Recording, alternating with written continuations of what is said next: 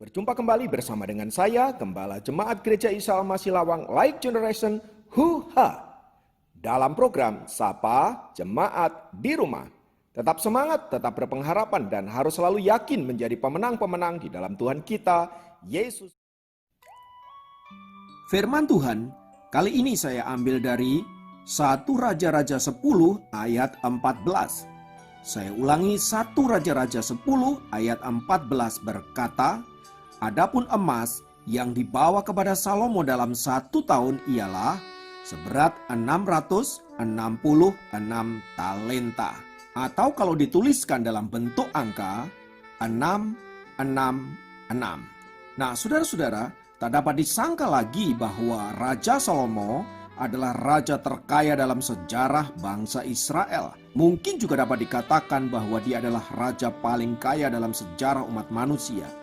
Dari bacaan yang kita baca hari ini, kita melihat bagaimana Salomo begitu bersemangat mengumpulkan emas untuk membangun bait Allah yang indah dan megah. Jika menilik motivasi awal Salomo, yaitu mengumpulkan emas untuk membangun bait Allah, tentu saja kita akan setuju bahwa apa yang dilakukan Salomo adalah sesuatu yang baik, sesuatu yang benar di hadapan Allah. Namun sayangnya Salomo terlanjur terobsesi dengan emas. Sehingga sekalipun pembangunan bait Allah telah selesai, Salomo tetap saja berburu emas dan melakukan apa saja demi mendapatkan emas. Tampaknya dia mulai tergila-gila dengan apa yang namanya emas. Atas hal itu, saudara-saudara, Salomo rela menukarkan 20 kota kepada Hiram, Raja Tirus, demi 120 talenta emas atau seberat 4080 kg dalam 1 Raja-Raja 9. Tidak berhenti sampai di situ, saudaraku.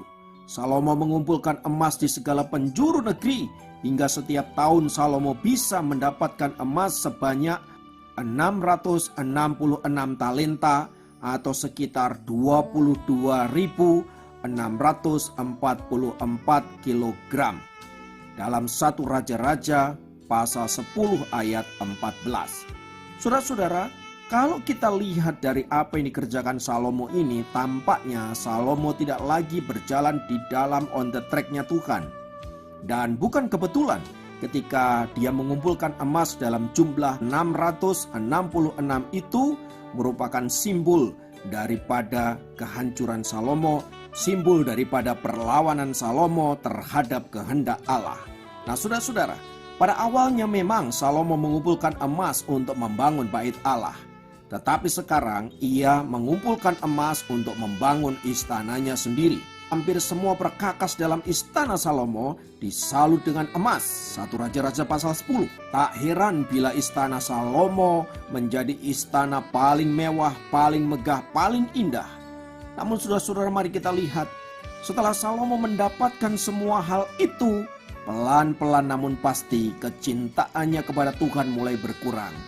Hatinya mulai berpaling dari Allah, pelan-pelan namun pasti mulai mengikuti ilah-ilah daripada istri-istrinya. Kita lihat, saudara-saudara, bagaimana harta benda, bagaimana kemewahan dan lain sebagainya membuat hati Salomo mulai bergeser.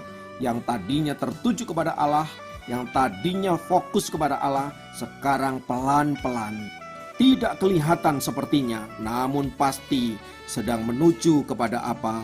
Kepada pergeseran dari Allah Yehova kepada ilah-ilah bangsa-bangsa kafir, ilah-ilah istri-istrinya, ilah-ilah yang menyebabkan Salomo kemudian terjebak di sana dan tidak bisa keluar. Awalnya Salomo tidak terganggu dengan kekayaan dan segala kemewahan, tetapi lihat godaan daripada kekayaan dunia, godaan daripada kemewahan dunia, godaan dari kenikmatan dunia pelan namun pasti mulai menggeser fokus Salomo kepada Allah, menjadi kepada dunia ini. Sungguh sangat disayangkan, saudaraku. Dan kita melihat akhir hidup daripada Salomo, saudara-saudara.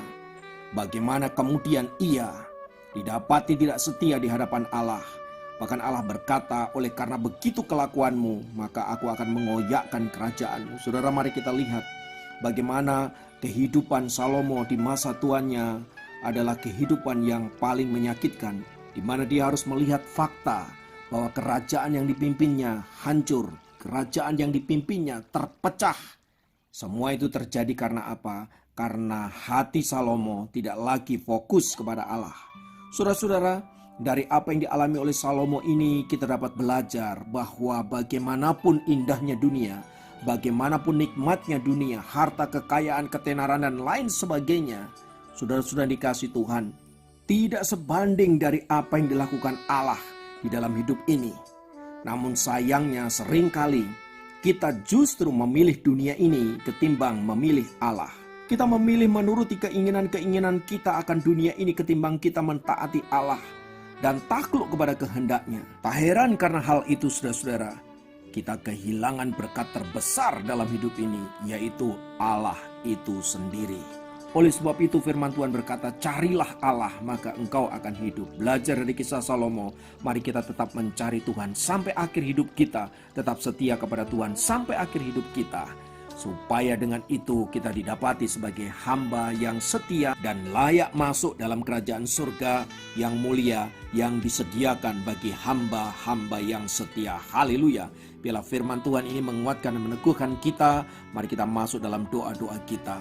Bapa, dalam nama Yesus, kami tahu bahwa ada begitu banyak godaan di dunia ini dan kami sadar seringkali daging kami lemah, seringkali kami tidak berdaya dan seringkali kami meninggalkan Engkau hanya karena kami ingin menikmati hidup di dunia ini, menikmati segala kesenangan dunia ini, sekalipun kami tahu itu bertentangan dengan kehendak-Mu. Bapa, ampunilah kami, bahwa kami kembali masuk ke dalam jalan-jalan-Mu sampai seluruh hidup kami kembali kepadamu dan Engkau mendapati kami sebagai pribadi-pribadi yang setia. Terima kasih Tuhan, berkat-Mu atas kami. Dalam nama Yesus kami berdoa, haleluya, Kali amin. ini dapat memberkati Anda dimanapun berada. Sampai jumpa dalam program Sapa Jemaat yang lain. Tuhan Yesus memberkati.